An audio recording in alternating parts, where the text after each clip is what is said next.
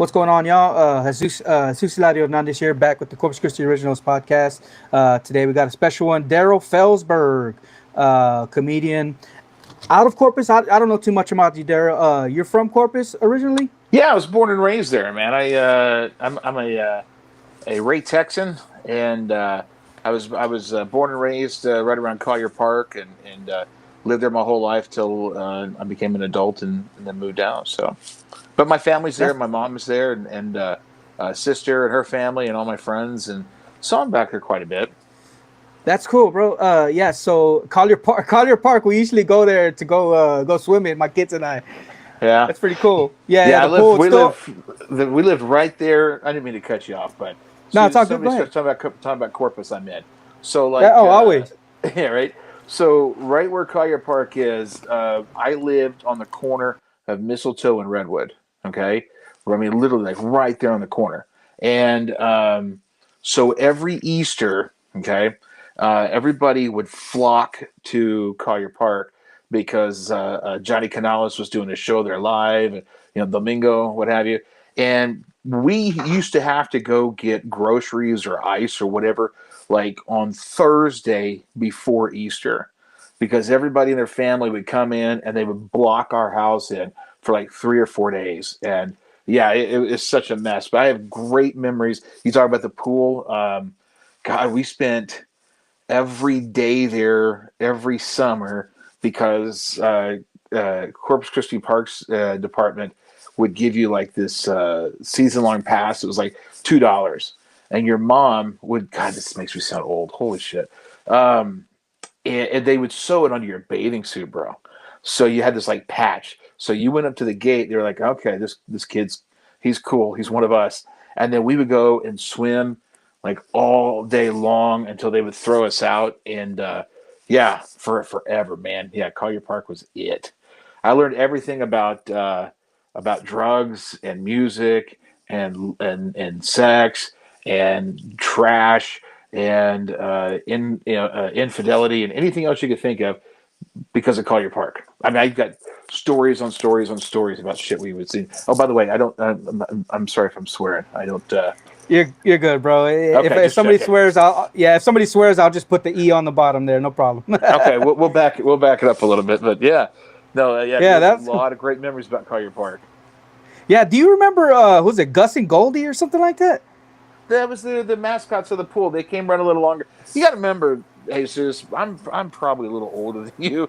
Okay, yeah. I didn't want to bring it up, bro, but it's up to you. Yeah. I'm not 25 with white in my beard. Okay, uh, that's just because you're Hispanic, right? You guys age a little quicker. Yeah. My shit is I'm just over 50. So yeah. So Gus and Goldie were part of that, but that was a little after my time was there. I mean, like if you Okay. went to Collier Pool. I'll tell you. The lady that when I got my swim lessons when I was like 3 years old was at Collier Pool by a lifeguard named Teresa. Okay, about 5 years ago, before they remodeled the Collier Pool, I went back to go check it out, and go see who I was there. That lady Teresa was still there, man, giving out swim lessons, and she was like, "Yeah," she goes, "I've been watching you," and I was like, "Oh, is that good or bad, man?" But yeah, and I've got tons of Collier Park stories that'll blow your mind. So That's what's up, bro. So for the people who don't know you or know of you, can you introduce yourself a little bit? absolutely, my name is Daryl Felsberg. I'm a professional comedian. Have been since 2001 ish, something like that. Full time since 2008, Oh wow. and been doing it a long time. And a producer. I produce a lot of shows. We own a comedy club in East Texas, but my main source of income is performing. Wow, that's amazing, man. 2001. So so how come you decided like comedy? Were you like in the comedic scene beforehand? Like what's up with that? No, no, dude. When you're growing up around Collier Park, and and you're a fat little gordito, you gotta learn to either fight or make them laugh. And Wow. I did both, but making them laugh was a lot more fun. And so I started doing Yeah. that in school, and I was moving stuff into my office, and we were going through like old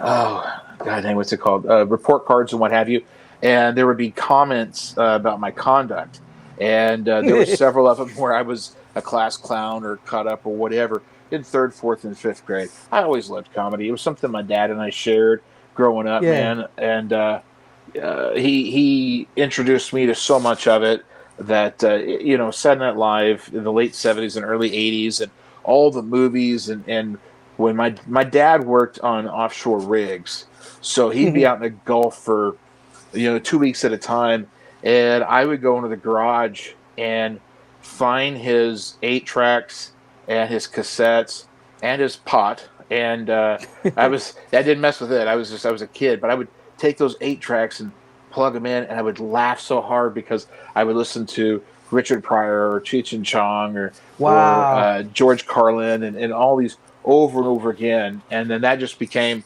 part of it. And then when I was an adult, I had a sales job that kept me traveling, and then the whole entire time, just tons of road time. I would just listen to the CDs. This is back when we had CDs, Yeah, and yeah. I would listen to comedy CDs over and over again. I thought, how? I mean, you can't go wrong making people feel good, Mm. And after everything else there is to do in life and all these other things, I had a rather successful business, and we did fairly well. But when I entered comedy late in the game professionally. I didn't start till I was probably 28, something like that, 29, and I already had a one. No, I had 2 kids when I started, and had been married and had a home, and I did it very unconventionally, but I prepared for it though, so that when I was ready to go full time, I was ready to go. But it was a tough Yeah. haul, but I learned all that being raised in Corpus and in that area and in school and my friends and stuff, and that's what we did. Wow, that's amazing, man. When you said you were prepared for it, meaning like you felt prepared because you had heard all those records up until that point, and you were kind of like, I can, you know what I mean? Yeah, no, I got you. No, what I mean by prepared was I was here. You get a lot of comics that get up on stage now, young guys and gals who really are funny and they have something going on. But Jesus, they haven't experienced life yet. So they're up there talking about stuff that they can't really even relate to, and their audiences are not relating to it. The audience is like, this doesn't make sense to us. So once you've kind of those comics usually once they've kind of been around for 5 or 10 years, and they've had some, you're late on mortgage payments, or your wife's had little miscarriages or whatever, or these events in life where you lose somebody. Now you've got something to really talk about. But if you haven't done those things and then you're talking about them, I don't want to hear it. Nobody else does either. They don't believe you. The audience doesn't hear what you say, they feel what you say. And if you can't get behind the material and it's not real, then it's not good. It's like, I've been married for since '98. I'm not good with math, but a long time. I have 2 kids that are adults. I'm not going to get up there and talk about dating and banging around and that kind of stuff. And I see a lot of older comics do that. I'm like going, no, dude, it's gross. It's not gross that you're doing it. It's gross that you're lying about it. People don't see that. There's no question about it. Stand-up comedy is an act, okay? But there's a core of truth. And when something happens, Jesus, you find this little bit, and I always like to refer to it like a piece of dough, And when you get that little piece of dough, you start kneading on it. You start pushing it out. You take the truth and you stretch it a little bit, and okay, this is how we can make that funny. And then, but it all comes from something, and that's when it's real. That's when it's good.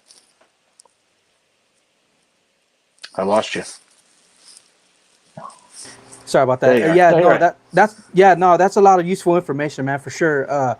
Yeah, that it's an act. That's interesting that you say that it's an act, but at the same time, you're still giving real life stories. Uh, so it's like, how do you turn those stories into the act to make someone laugh? You know what I mean? Mhm. Have you like? So yeah, it seems like you've already dove into like maybe the psychology around it and stuff like that. Do you like deal with that type of stuff whenever you were starting out or even now? Yeah, when I first started, it was about the obvious, which for me was my weight, my size, my height, my build, all the things that everybody recognized when I walked into a room.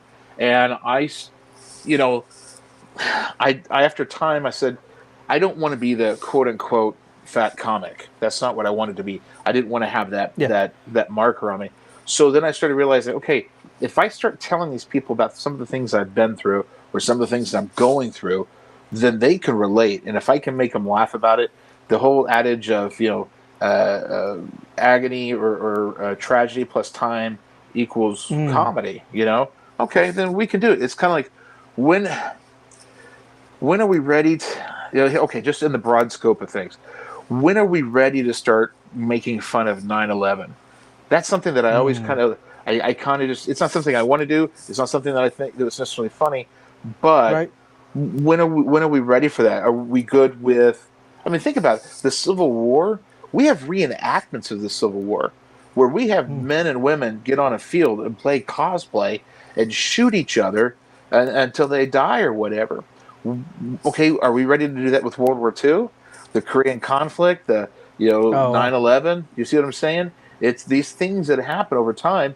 When is it okay to start making fun of that? Well, it's when like somebody has a death in the family. You lose your parents or you lose a sibling or a spouse or whatever. Therapy for a performer is getting to share that and getting that up and out and then connecting with the audience.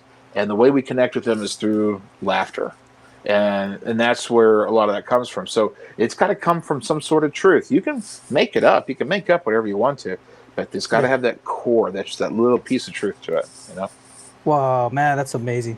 Yeah. So when you, how did you come to that conclusion? Like, because it seems like when you first start out, you just there's other things you're worried about, like getting on stage, right? And then getting Yeah, past like having stage presence, and then eventually like, okay, now I'm actually funny. You know what I mean? Because I think a sure. lot of us deal with that too. You know what I mean? So how did you come to that conclusion? Is it a conclusion, or are you still learning?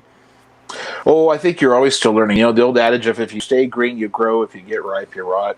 That's something I've had to learn because, times have changed in the industry where, before COVID, it was pretty easy going. You know, then COVID happened and then everything stopped. And then we all tried to get back into sequence and everything was out of whack. Nothing spun the same. And social media became a big part of that. Then we started losing work to people on social media. So you had these people who were influencers or whatever who had thousands and hundreds of thousands and even millions of followers were now looking for another stream of revenue, and they started coming to comedy clubs. And then Mm. they didn't have the material to back it up, so they would get one or two comics to kind of open for them who would do 30 minutes each, and then they could still do it, but they would fill the rooms because the social media followers wanted to see them and be a part of that. And Whoa. you know that was kind of painful to somebody like me who'd been in it for a while, who didn't have to rely on social media. Now all that's changing, and that's what I'm having to do. So I used to do a lot of club residencies where you go in on a Thursday or a Wednesday and you stay through Sunday at one comedy club. You do 5 or 6 shows and wrap it up. Those Mm. days are becoming harder to get. So now I'm Wow. booking a lot more independent, individual one nighters in these little theaters or these wineries and what have you, which we never really had to do before, and then rely on my social media for people to come in. And so Wow. we've learned a lesson from those people. The good news is that if the comics can learn to do that, the comics have something to back it up because they see it. Oh. Yeah, they see it. They see these people who go out and they do their social media, they're an Instagram influencer or whatever, and they do a lot of funny skits, and they parlay well on video because they're easy to edit, they're easy to see, and they're finding an audience that wouldn't come to a comedy club. I used to always think that when you see like and Corpus has got them too, these Facebook groups where people get in there and you just see the level of stupidity, the Mm. responses and how people act. And I thought for sure, Jesus, that social media was making people stupid. And then I Mm. realized that it wasn't making them stupid, it was giving stupid people a voice. They didn't have it before. Ah. They Wow. they they had nobody would listen to them. Now they're all over the place, and they're influencing elections. They're influencing marketing. They're influencing Holy how smokes. you live. They're it. That's it. So these Yeah. influencers, if they're playing down to this lower denomination, this low hanging fruit, Hmm. and unfortunately, that's what's coming out. So comics are learning how to adjust to that and meet it somewhere in the middle, and that's probably the hardest part. And that's something I just really personally realized in the last 24 months. Okay, so wow, this is interesting territory right here. So you're saying, from what I'm understanding, is that okay? Does that change how you write? Does that change how you write jokes? You know what I mean? Like, do you have to dumb your jokes down? Like, what's the, that's like aside from the social media aspect of having to have clips and all this other stuff on there. But how Yeah. does that affect your craft? You know what I mean? Oh, on stage doesn't change. It stays the same. Online it changes because you're fishing. You know, you're dropping a trot line. You're trying to gather up all these followers, all these fish. Okay, so you're gonna have to do some fart jokes. You know, you're gonna have to do some stuff that you wouldn't Mm. normally do. But those people that invites them into your world. Now they're like, okay, let's check this dude out, and they're like, oh, shit, he's funny, or this guy's Okay. hilarious, or this guy's that. You know. Okay. So it's like you're getting, that's the hook. That's the hook. Have those types of jokes to get them in there, and then eventually they become a fan, and then they start understanding comedy more. Would you Yeah, say? I think so. I think what happens is you online. That's how you get it. Okay, when they're in a live show, they're going to fall in love if you do it right. Okay, Mm. um, but it's getting them to that live show because the live show has been taken away by Netflix, by Hulu, by YouTube. You can see anything and everything you want streamed to your television right now this second. You know, it's like Wow. albums. You know, I mean, I had an album that we put out in 2017 that killed. That I couldn't put. I think I could put one out, but I don't know if it would do very well. You know, And this it's was all post visual. COVID. Yeah, for sure. What's up, Mitchell Finesse? Tapping in from DC. Appreciate you, bro. That's another Corpus Christi native right there. Oh, right Yeah, on. that's Okay. interesting. Yeah, that's interesting, man. So it wouldn't. This was post COVID. You put out that show. If you was to put it out now, it wouldn't work out because everybody's online now.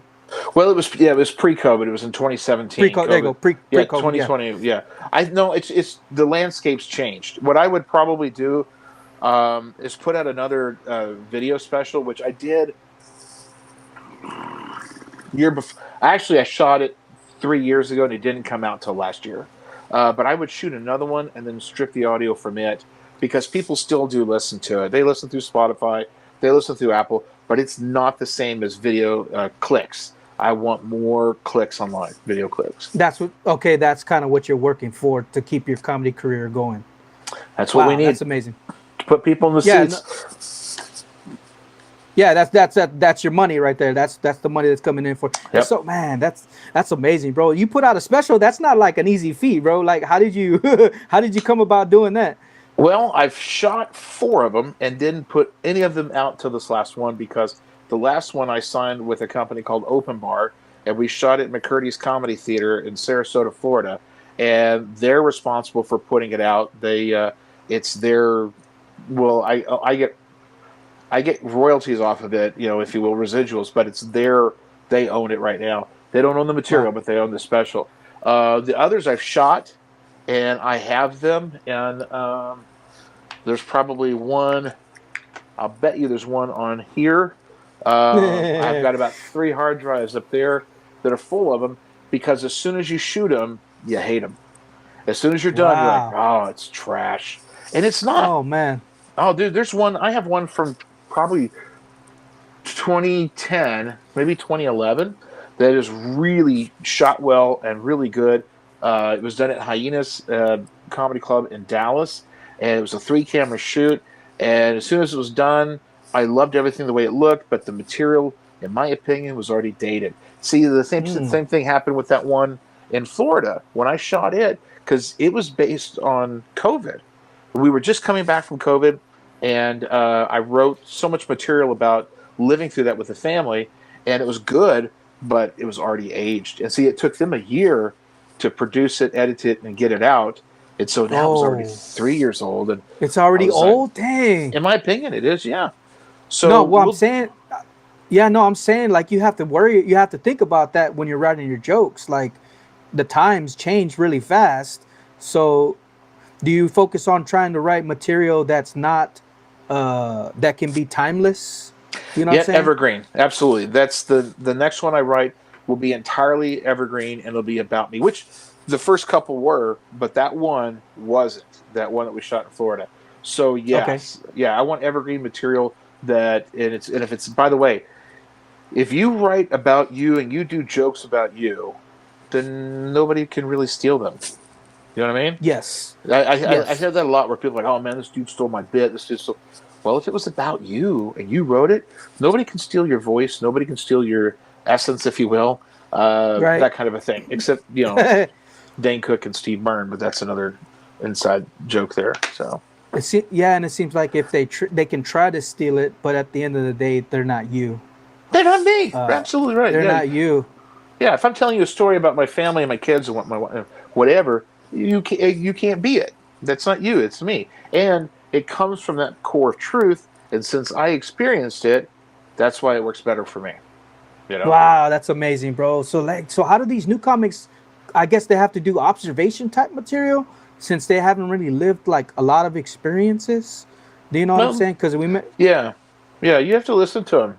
Hey, sis, you have to listen to what they're doing, and I'll watch them, and I'll see where they're writing about their lives. They are doing it. They're talking about dating, or they're talking about going out. They're talking about things that are relatable to them, and then you watch them grow and develop as they get older. And then Mhm. it changes. And so, Yeah. yeah, yeah. At first, you just kind of it's a tough go at first. I watch comics.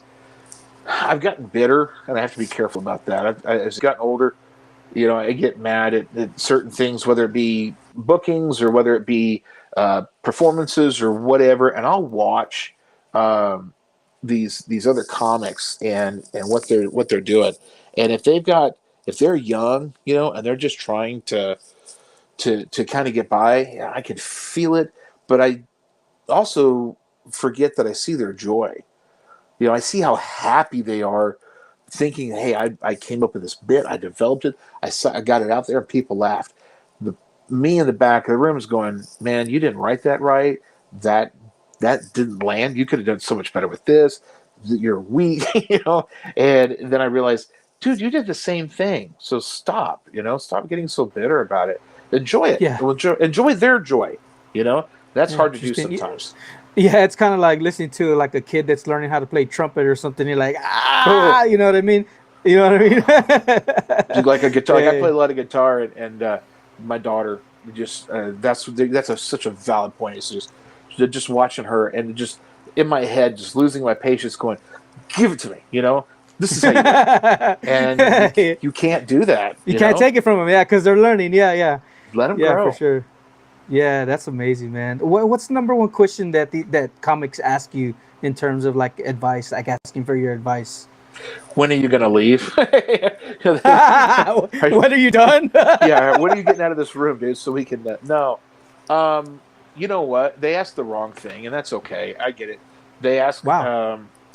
The first thing they always want to know is how can I get into this room, Mm. or can you tell me how to get an agent, or I'm thinking about getting a manager. And it's like, how about you go writing some jokes? You need hours and hours and hours of material before you even can get to that point. And I Yeah. tell them that, and some of them just don't listen. And I don't physically write much anymore, but like this was my first journal. Okay, it's Wow. it's it's probably 18 years old, something like that. Here's another one. Um, Here are 2, 3, 4 more. Wow. Um, Here's another one. There's like 3 or 4 more here. Um, I've got some smaller ones that are, there's a pile here 1.5 feet high. And then I got a bunch Wow. more, that it's, go do that first. If you want to have 45 minutes on stage legit, you really need to have a good 2 hours legit, and that takes a lot of time, my hat's off to people that can do it sooner than later. But truth of it is, man, it just doesn't, if you don't put the time into it, it just doesn't come out right. And some people, Yeah. what if I do crowd work? Yeah, if you're good at it, But let me tell you something. Hmm. Um, there's a lot of misconstrued definitions of crowd work.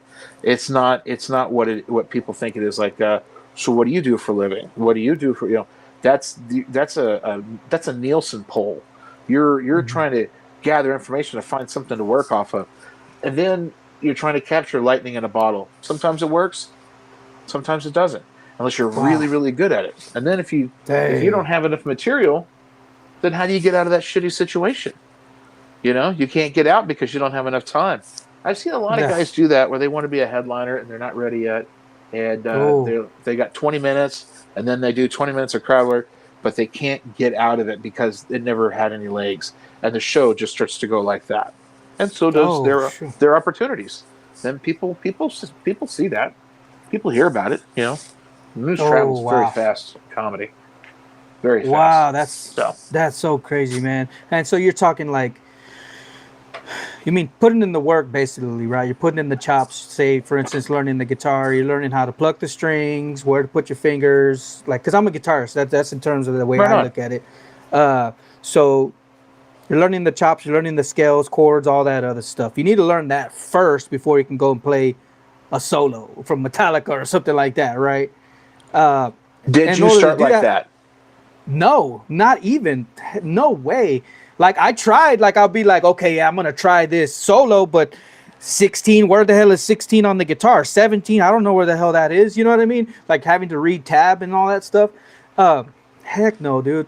And So it's you like, start doing like chord progressions, and you start listening by ear, and it yeah, sounds pretty close and it's fun. mm-hmm. Okay, that's crowd work. Wow. Where are your scales at? Do you know the scales? I mean, if you don't know the scales, and can you play the harmonics? Can you do all these Mm. different things? And that's the same thing. It doesn't change. Uh-oh, is somebody chiming You in? know, nah, yeah, no, that was my. They got open mic tonight. That was my schedule. The Oh, schedule your telling me, alarm. hey, you got open mic tonight. Yeah, I needed to take that, turn it down. But yeah, man, that makes me think of like you're gonna be in the practice room hours at a time by yourself, by Yes. yourself. You and your instrument, and nobody there to critique you, to look at you because you are practicing. Is Yeah. that what it's like similarly in comedy? Yes. And I started in comedy in a market that didn't have. We'll back up. We had a comedy club, an open mic, and this was in Amarillo, Texas. We had a comedy club and an open mic, and then it closed. And then we would kind of force what we could do. Then I moved to East Texas, where my in laws were at, and I had no open mic whatsoever.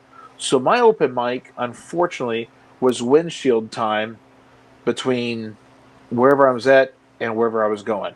So if I was on the road to go to a show in St. Louis, driving there was working material out in my head, writing it down, Wow. thinking it through, and going, okay, how would this work? And it worked well for me. And then I would work it out on stage. And because I had the chops to do so, if I worked something out and it failed or it didn't quite get the response, I was able to dig myself out. I was able to get out because I had enough material to do so. But if you Wow. don't, then how do you get out of the hole? You know? It's yeah, and it seems like at that point, at some point, like for myself, like people can try to use their charm or whatever to like fake it. You know what I mean? Fake it out of whatever jokes they thought they had. You know what I mean? Fake it till you make It, it. Yeah. yeah, exactly, bro. And that can only go so far. If you don't got the chops, people can see it, and people can definitely can hear it. I think. Well, it goes back to what I said earlier. People don't hear what you say; they feel what you say. They know when you're running scared on stage. It's like they say dogs smell fear. People talk about one of the questions you get from the general, I call them civilians, from the general public, is, well, what about hecklers? Don't have a problem. Don't have a problem with hecklers. I Wow. had people do little step on punchlines or try to become part of the show, and then I just abruptly handle them, and then they go, you know what? This mofo, he's in charge. This is his gig. I'm not gonna lash out at him because he's going to handle me in a manner that I don't want my wife to see, I don't want my boyfriend to see, I don't want my girl, whatever. And then they just kind of quiet down, and then it stops, because then they know I'm not on the run, you know. But you see Wow. comics do that when they get on the run, they get scared.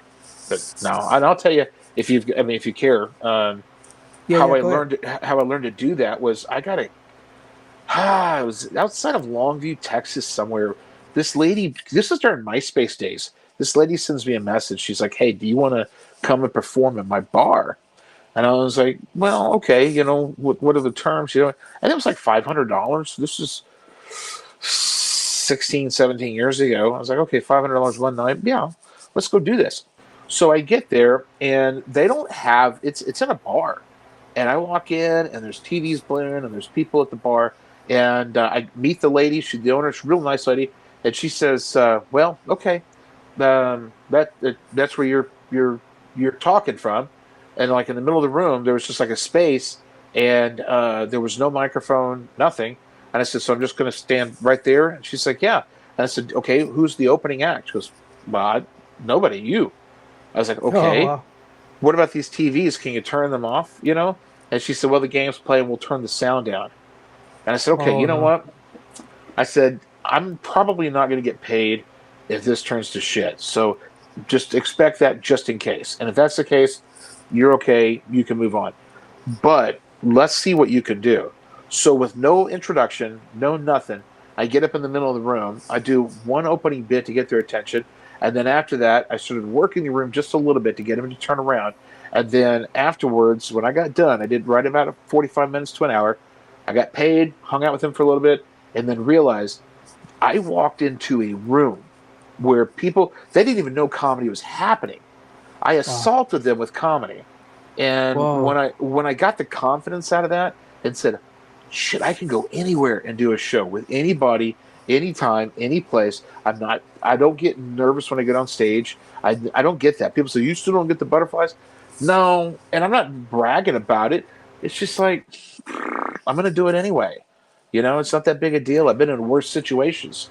The only time Yeah. I ever really got nervous, that I ever really, and it wasn't even nerves, it was just excitement, was there was a brouhaha brewfest slash wingfest in Corpus at the Civic Center, which used to be the Selena Auditorium, and then they had the rest of the Civic Center. They had all these booths set up, and they were doing a comedy show, and they hired me as the headliner to perform in the Selena Auditorium. And I thought, okay, all my friends and family were going to come out. The place seats 2,500 people, 3,000 people.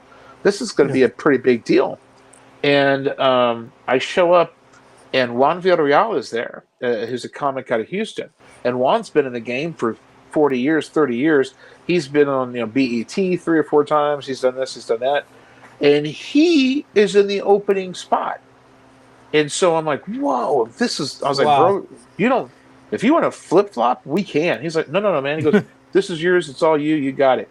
And I was not nervous because of going out on that stage, but I had this enthusiasm, these butterflies. And when to come home, and walk out on that stage, the biggest stage in town, made me feel like a hero for an afternoon. And Juan made me Oh feel wow. that way by saying, "Hey, no, this was not a mistake. You're the headliner." That's the only Holy time I ever really felt smokes. kind of nervous.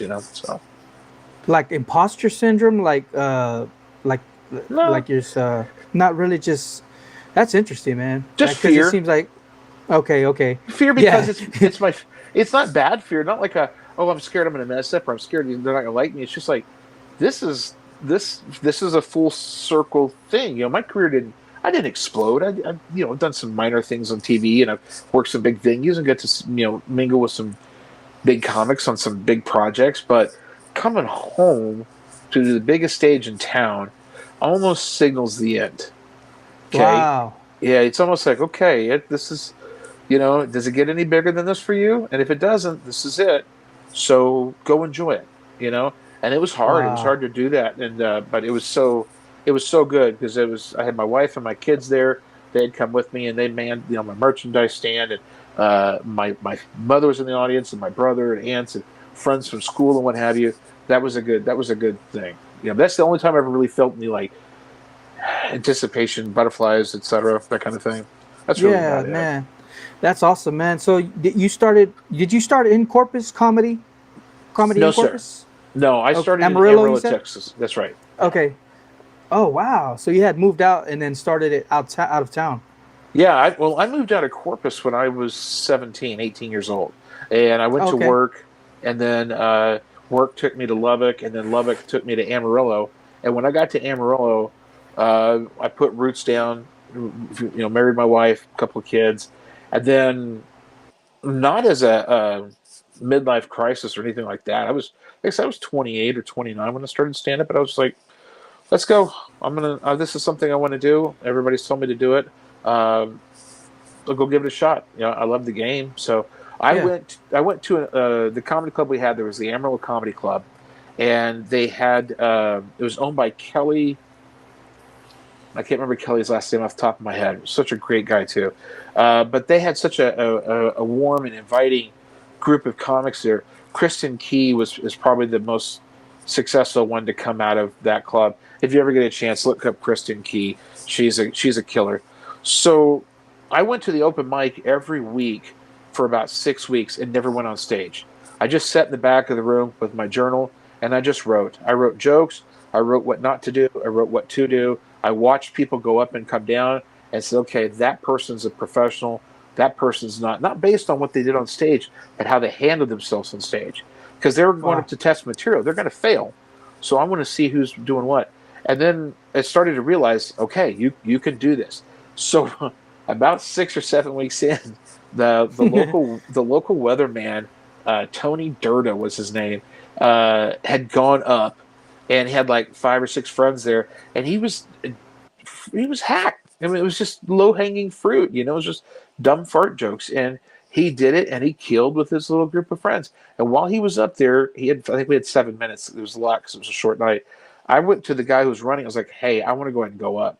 He was okay. Well, you're right after him. It's okay. And I went up and I did my 5 minutes. And when I came down, that guy, his name was Aaron Baker. Aaron pulled me aside and said, where are you from? I said, I'm from Amarillo. He said, how long you been doing stand-up? I said, this is it. This is the first time ever. He goes, no, seriously, dude, how long you been doing this? I was like, no, this is it. He goes, okay, he goes, let's hang out afterwards if you don't mind. I was like, okay. And so we started talking. He kind of took me under his wing. And to be honest, we were like polar opposites because like at that point in time in my life, I was a pretty staunch conservative, and he was an extremely he was an excessive liberal. He went the other way, and we had very little in common, and we became like best friends through comedy. And when I was at the point where I could open up, he would take me on the road. In fact, my first paying gig, the first gig that I ever got on the road where I actually got money from, was at the Crazy Times Comedy Club and the Sunrise Mall that used to be the Wow. Chelsea Street Pub. In fact, I think I still have the flyer from it somewhere. I'll have to look around. Heather put it up somewhere. Anyway, the headliner was Tommy Drake, and Aaron Baker was the feature, and I was the MC. And I remember driving from Wow. Amarillo, Texas to Corpus Christi, Texas to do 3 shows in 2 nights, and I got paid $50, and thought it was the greatest thing in the world. Wow. And Oh that's my how it God, all dude. started, unfortunately. That's So a man. That's an amazing story, dude. I like that you sat in the back for however long, 6 weeks. observing six Yep. weeks for observing what to do, what not to do, how to work on this. So it seems like you were pretty prepared for that first initial. Was it open mic? Yeah, that was an open mic. You remember at the beginning of this when we talked, I told you that I was better prepared than a lot of other Ah. comics. That was part of it. The other part of it was getting my life in order. Just going, okay, Hmm. this is not going to make money, so I better get myself in a position where my family is not going to suffer too much. Because that's a big Wow. jump to go from a career in, with a shirt and a tie, and then into, stand-up comedy where, there's no rules. And that's what you have to remember about stand-up comedy is that, yeah, there's rules to perform or whatever, but there's no rules on how to make it. There's no Oh rules on shoot. how to do it, and that's what makes it hard. That's why, we're looking at these influencers, these people. I'll give you a good example. Hmm. There's a guy. His name is Sean Fogelson. His stage name is That One Mailman, and he is a huge influencer on TikTok and Instagram and what have you. And I have a little comedy club in Paris, Texas. It seats 100 people. It's only open one weekend a month, every month. And that's about it, because that's all the market can endure. It's a town of 25,000 people. And Sean's agent had reached out to me and was like, are you have any interest in having him? I was like, I don't know anything of him, but let's see what kind of response we get. We did 5 shows with him. We seat 100 people. We sold every show out at $35 a seat. It was 500 people over 3 nights, and it was phenomenal to watch it unfold. And that to see these guys and gals that again have that social media. If they don't have that comedy to back it up, that material, then they're at a loss eventually. And I've learned a great deal from watching them. And I'm in that observation role again. I'm watching what they're doing quietly. I took an opening gig for Shelly Belly at the mic drop in Plano, Texas. Shelly Belly, she had that room seats 350 people. She sold it out 2 shows that night, and Wow. I was her opening act. And this is like a year ago. I only got paid $100 for the opening act. That's it. Okay, but I took that on purpose because I wanted to observe. I wanted to watch. I wanted to see, what are these people doing that are gaining this kind of ground. So Amazing. yeah, Amazing. there's a different way to approach this business, and most comics don't ever see it. And I'm not there yet either. But I put that time in to learn. So That's interesting. Yeah. So is comedy like a thing where like either you have it or you don't, or can somebody skill yeah. their way up to there? Oh, I think it's no. You have to have funny in the core, in the bones. There's got to be just a little bit, and then it has to be Hmm. mined out. And one thing we have to remember. This goes back to the idea of there's no rules, and that's kind of where I was going with that one mailman and Shelly Belly. They got to the end result, a different way than the rest of us did, and that's Hmm. okay. There's no rules. Okay, so on that same token, I think it's. What was the original question? Hang on, because I was thinking of 2 different things just now. No, it's all good. Real quick on TikTok. Hey, Jay Bustos, thanks a lot on TikTok. Appreciate you. Forgot we were live here, man. It's a good conversation. Everybody else on Facebook and YouTube, appreciate you guys. No, the question was, is it one of those things where is comedy one of those things where you have to have it, or can you skill your way Right. into it? Okay, so you have to have a little bit of funny in the bones. Then the rest of it's got to come out. Now, what we have to remember is that comedy is subjective. What's funny to Jesus What may does not that? be What does that funny to mean? me. I hear. Hold on. Let me stop you real quick. I hear that a lot. Comedy is subjective. What does that mean? Okay, give me your top 3 favorite comics right now. I like Lavelle Crawford, Uh-huh. Dave Chappelle. Okay. I guess a comedian that's a podcaster, Theo Vaughn. Okay. All right. So, okay, that's pretty varied. Dave Chappelle, Lavelle Crawford have a similar style, right? Yeah, I like Kind of Lavelle a Crawford. Yeah, yeah. Yeah. Okay, so I they got like. a similar style. Theo's a well, no, Theo's got a similar Well, style well, too. I threw Theo in there because I couldn't think of another comic, and I haven't really heard any of his specials like all the way through, and I feel bad for saying that. But I say that because I listened to his podcast. Let me try to Okay. think of another comedian. Well, I think you're okay with that. Those 3 Okay. comics, because he's kind of got that a little bit of a streak to him, and Mm, and Lavelle Crawford definitely does. Lavelle Crawford's got a lot of energy to him, and Dave hmm. Chappelle's got they can get loud. Okay, Yeah. so those are your 3 favorites. Here are my 3 favorites: Jimmy Okay. Pardo, Rory Scovel, and Mm, I'd have to say Adam Ray is the third one. Okay, so hmm. my 3 comics that I think are terrific, and the 3 comics you think are terrific, are on polar opposites. Okay. Okay, that means you have a different theory of what comedy is than I do, and that's not Ah. good or bad. It's subjective. It's art. It's like, what movie do you like? Well, I like Star Trek. Well, I like Star Wars or whatever. Right. It's what you like, and so when it becomes subjective, it's based on the whoever's receiving the art, if you will, the viewer, what they like. So there we go. Okay, so like I guess if we're thinking music wise, it's like genre. Yes, Like okay, absolutely, okay, absolutely. So okay, I got you. give me your top three bands that you like right now. Uh, Black Dahlia Murder. Shoot, I can't think of any right now. Black Dahlia Murder. Pantera, Deftones. I like the heavy stuff.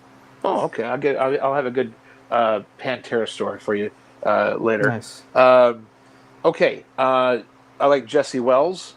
I like what he's doing right now, and Lito Cortez Yeah, just Lito's. popped up there. Yeah, that's a buddy of mine. Hey, what's up, Lito? Also, Keon, Canyon Stone. Thanks a lot, you guys, for joining. There you Also, go. Jay Busto says Ralphie May is the goat Okay, on and TikTok. He that's says. yeah. If you're yeah, and then people would okay. That's a good point. People would assume that I would love Ralphie May because I'm a big Oh, comic too. You know, yes. Okay. but he's Yeah, for closer to sure. Lavelle. He's like Lavelle Crawford, but white. He really is. If Yeah. you listen to him, Wow. and by the way, Ralphie was brilliant. Ralphie was brilliant. Oh Just man, for sure. unbelievably. Just watching the way that unfolds and the way his clinic. He has a video where he does a clinic on working with comics that is just unbelievable. It's hard. It's I hard to think I know which one you're handle. talking about. I think I know which one you're talking about, and I watched that one. An interesting part that he talked about in there was no facial hair. Do you remember that part? Yes, yeah, I do remember him telling me that because it hides your face, it hides your expressions. Okay, Yeah, and he's like, I mean, if you look at politicians or news people, whatever, they're clean shaven or whatever. that's right. And you know what? Is he wrong? No, I don't know. I mean, so told 20 years ago, do not wear shorts on stage.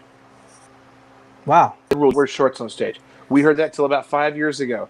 Well, probably about 7 years ago. Why? Well, because Gabriel Iglesias, he never could wear pants. All right, Sam Talent doesn't wear Uh-huh. pants half the time. A lot of these guys don't. But that's what comedy rules. They say you don't wear shorts on stage. Now, why do you think they say don't wear shorts on stage? I don't know. They see your legs. That's right. It's a distraction. Then they look at your legs, and Oh, not everybody's legs are perfect. You know, that's why if you ever like wow. George Carlin always wore black, and he wore black from toe to wrist nearly.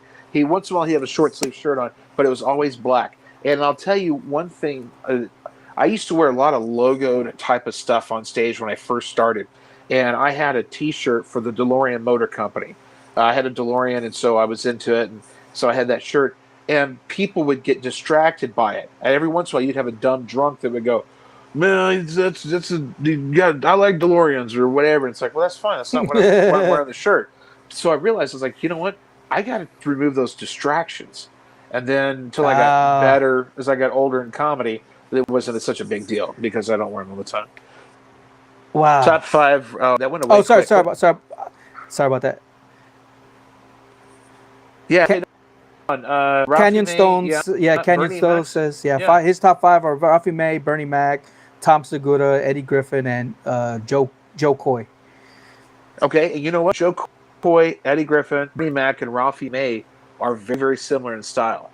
Very, very similar style. They've got a little bit of a street edge, and they got a bit of a punch.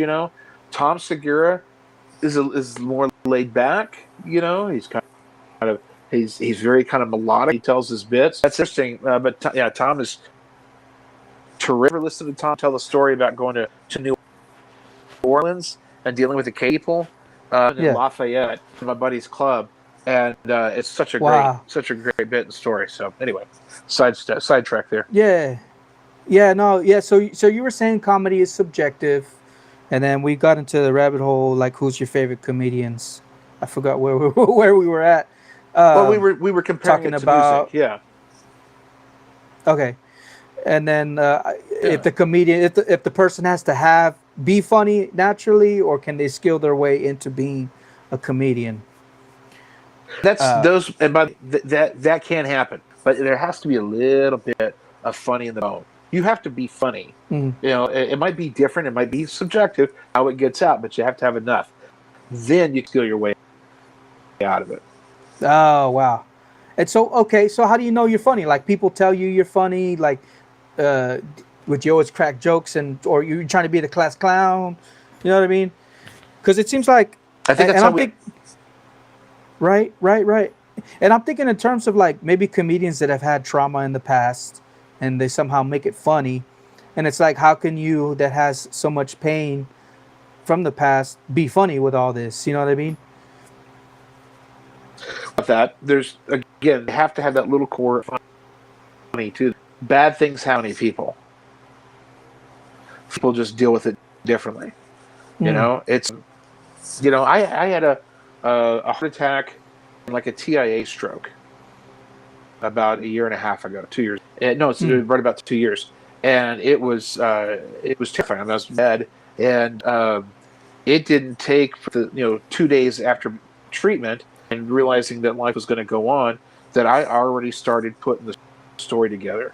I already had this great 10-minute bit explaining what happened because when I first went back out 6 months later on the road again, I'd have Mm. to have like a care to me. I would have to Oh wow. somebody would have to carry stuff for me because I couldn't lift anything. I had a walker, and so I would go Mm. up on stage with either a walker or a cane, and then I say, "Let's talk about it." Because then I would sit down. I had to sit down. I couldn't, and so I would do Mm. that, and then I started telling the story about what happened, and just started poking that fun out of it, just grabbing those little pieces, and then I had that ball of dough like we talked about earlier. I just Wow. kept making the story bigger and better. Made a shit Wow. ton of money off that situation, so I had to pay for the Holy smokes, that's bills. awesome. Yeah. Yeah, definitely, man. That's awesome. So you're based where are you based at now? Somewhere in Texas? Paris, Texas, and Paris. Okay. You know where Was that Paris, Texas before is? Dallas? Not really. Where's Uh, that at? northeast of Dallas. My home, 20 minutes Oklahoma border. Okay. Near the Yeah, border. there we Was that go. Red River? Yeah, What's up there? All yeah, right. yeah. It's another down south. There's no wall on this one or fence, if you will. So we kind of where it was Oklahoma, but so Yeah. they have legal weed. So we want to keep that door open Hey. so we can cross the river Yeah. and score some stuff. So, yeah. That's what's up, man. Hey, I wanted to go into what like you were into, man. Do you think people? Okay, you're talking about weed, right? Yeah. And it's like some people go on stage under the influence. Do you does that affect your like your act? I mean, do you think people should get in for? Like, what's your take on that? I guess as a comedian, maybe being under the influence while doing comedy. There's no rules. How good enough if you at home at 10 o'clock at night and I have two dummies by 11:30, I'm a different Daryl. And if you're a different Daryl on stage, um, then so be it. But most people control the same. Alcohol. I used to drink. Look about it. When comics first, we get very, very little money, and we're often paid in free drinks. Every comic gets 2 drinks a night, so we teach them how to get drunk. And so I did that. Crazy. That was part of the problem. But I would go out and work and do these open nights or these open mics and get 3, 4, 5, 6 drinks at me, and come home and my wife says, "Is that all you do? Is just drink 6?" Like, yeah, I guess so. And then Wow. I used to have to go on some beer, thought, and then Wow. I stopped. I don't drink hardly anymore. If I do, it's very socially, and then I want to, but I don't do it to get on stage. I don't have to. I thought I used to have to have one, but I haven't taken a drink on stage and not even a bottle of water in probably 12, 15 years. Just don't have Yeah. much becomes chair before long. And then you have to. I've seen comics. I've also seen comics just get ripped, like, and then ruin the show. They don't think they are, Wow. but you can tell, like, Mm. they're not on their game. You're only up there for 45 minutes if you're ahead. get smashed after. You're going to. So just get that hour out of the way. Right before the hour. Wow, bro. Man, Some of these Daryl, openers that do. Go ahead. nah, I No, was just gonna say it's been an go amazing ahead. Yeah. conversation. I was gonna say Oh yeah. it's been an amazing conversation. Yeah, it seems like you got a lot of I know. wisdom in this stuff. Yeah, it seems like you got a lot of wisdom, and you want to share what you have with other comics because you care about the scene, you care about comedy altogether. It seems like you have to have like an obsession with it to want to do this like full time. You know what I mean? Uh, and to be able to change from I guess what you were doing in the past, like before you were doing comedy, to this is you have to have a certain level of discipline, I guess you can say, to get to the point to where you're at. You know what I mean? And Well, let me it ask. makes me, yeah, yeah. Go ahead. No, I was gonna say. Well, do you? I'm checking your hands. Are you married? Do you have a wife and kids? Oh, somebody's Yeah, coming yeah. in I'm the married. room. Okay, so the kids It's are my coming daughter. in. Tell her to take a hike. Tell her daddy's friends are talking to you. Yeah, get out, go play with some squishies or whatever. Oh, okay, all right. She This is brought one me of them some. She now. brought me some snacks. She brought me some snacks, bro. Starbird. Oh, hold on. We're not sponsored, guys. We're not sponsored. Damn. Yeah. Somebody's gonna get Yeah. diabetes. All right. Hey. Um. Oh, I know. Got to keep it down. So when you have responsibility, you know, and so I don't think I necessarily want to so much with comics. Maybe but more importantly, I think I've kind of gotten to that point where it's like these are obvious things to me that I see to learn. But I'll be really honest with you too, Jesus. I hear it. They just Mm, okay. I didn't either. I still don't now.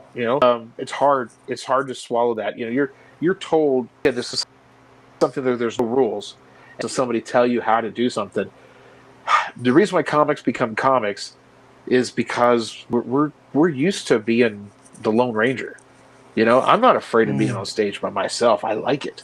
I don't need a band. I don't need three other people with me. I don't need a group of people in front of me to be against, but the entire time it's me. And it's the same thing you leave. So I think that I'm like I don't. That's a big thing amongst comics is hang after a show or whatever. I'm not. I want to go back to the hotel and sleep. Or I'm going to get something to eat or do whatever. So I tend to kind of hang out with other like comics that are like that.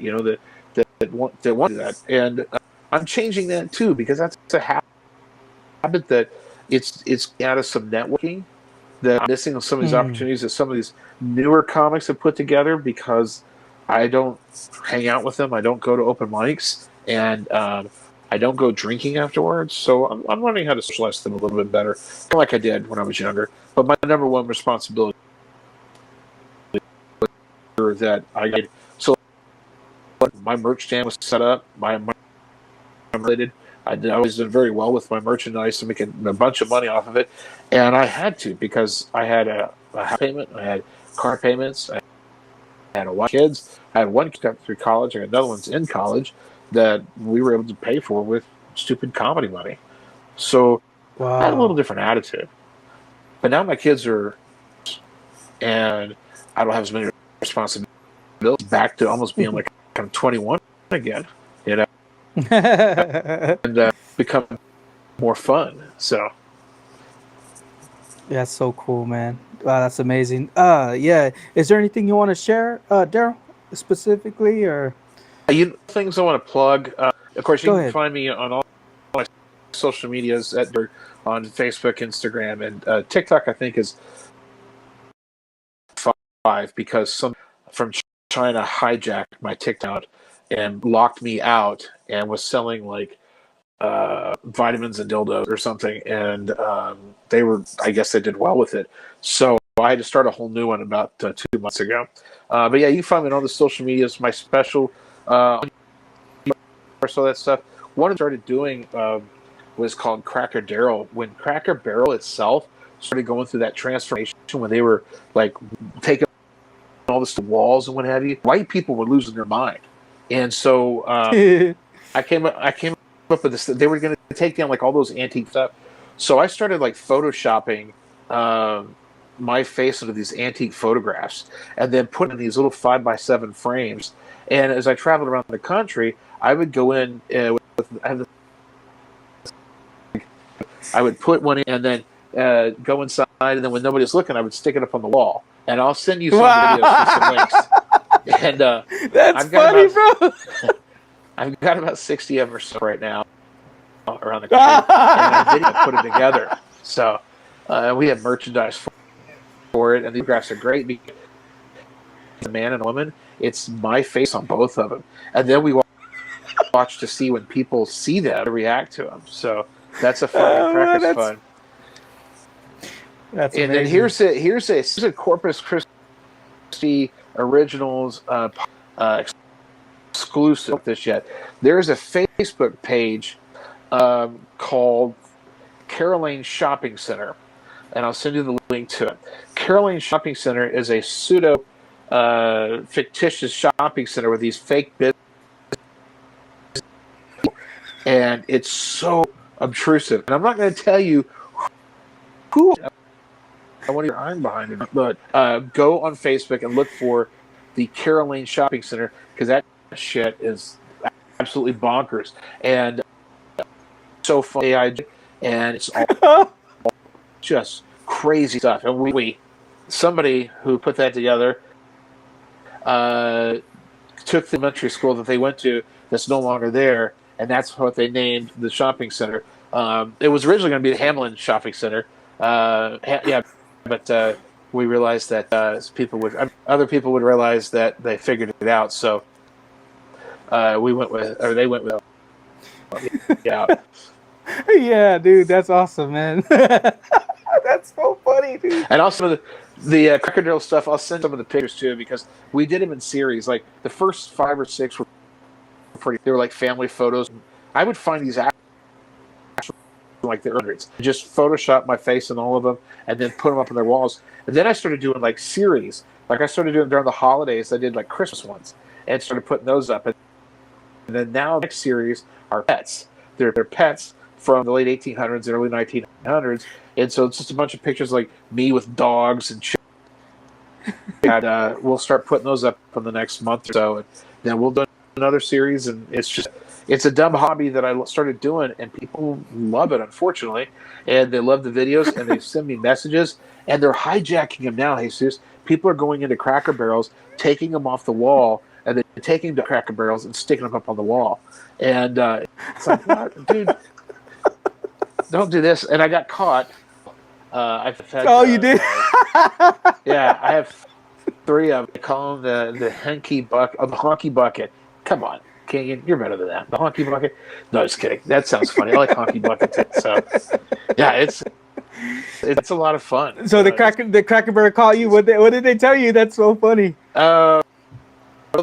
There's an email around the management group in Texas. They're like, hey, keep an eye out for this guy. He's putting them up. We don't know what he looks like, but they're really, guys enjoy. They're really cool about it, I've been told. Wow. So I got caught in Texarkana. I put one up on the wall, and sometimes I'll leave a comedy card on the table, and then I left. And when I was in the parking lot, in my truck, running out, and I rolled out. Like, what? Like 3 other waitresses and the manager.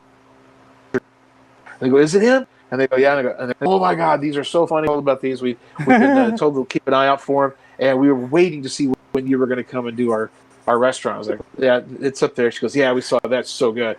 And she said, yeah, there's an email going around management in Louisiana and Arkansas to keep an eye out for you, and not a bad thing. It's a good thing. So maybe something will come of it. But in the meantime, I can tell you the menu forth up and down at the Cracker Barrel. Wow. Holy shit! Oh my God, it's nuts. So. Wow, that sounds amazing, dude. That's Corpus Christi original for you, baby. That's Daryl what it Felsberg, is, y'all. That's hey, what buddy, it is, thanks baby. so much for having me. And I'm happy to come back anytime you'll have me. Cool. Yeah, man. Maybe next time in the studio you can come by if you're down here. Yeah. If you're down here soon. Yeah. Yeah. Yeah, I do sure. Mesquite Street quite a bit, and I come home see my mom, and I'll give you a shout. Now, when you Definitely, say man. street, is this a garage, or is this the other bedroom, or what's? Yeah, it is. Isn't it? All right, it's Yeah, no, it's okay. my living room. I see the lot. It's portion. It's a portion of my living room. See decoration on the wall. I saw your kids running by. One of them Yeah, just just a don't look diaper that on. way. Yeah, I'm not going to. So, did you drink from your Whataburger cup? Yeah, no, yeah, no, it's a C. I got Whataburger here. Here we go. Okay, there we go. Yeah, I Uh, saw it earlier. So. yeah, no, I rent out a studio downtown, Purdue Sound Studios. It's a really nice studio, bro. You'll love it. Okay. At least, yeah, because at least people can see you a little bit better. Because here the internet messes with our faces. So, Yeah. but other than that, man, it's really good conversation, and people that really want to hear about comedy, I think they would muddle through the image of us and to listen to the audio, because I think the audio is good, definitely. Sure. Well, good. Glad to hear it. But yeah, we'll have you back, Daryl. Well, thanks a lot, Daryl. If nothing else, man, thanks for coming on the show. Did you plugged yourself already? Where people can find you, right? DarylFelsberg.com. That's where all my show dates are. I'll be in South. I think I'm doing Laredo sometime in June or July. So I'm close. I was just at Mesquite Street last September. So it's usually about every year and a half I go back to Mesquite Street and do a weekend there. So, yeah, we'll be back. Okay. Yes, sir. All right. Well, thanks a lot, you guys, for watching the show. Thank Corpus you. Christi Originals. Everybody that joined the chat on TikTok, Facebook, and YouTube. Lito Cortez, Canyon Stone, Jay Bustos. Thanks a lot, you guys. We'll see you on the next episode. Catch you later.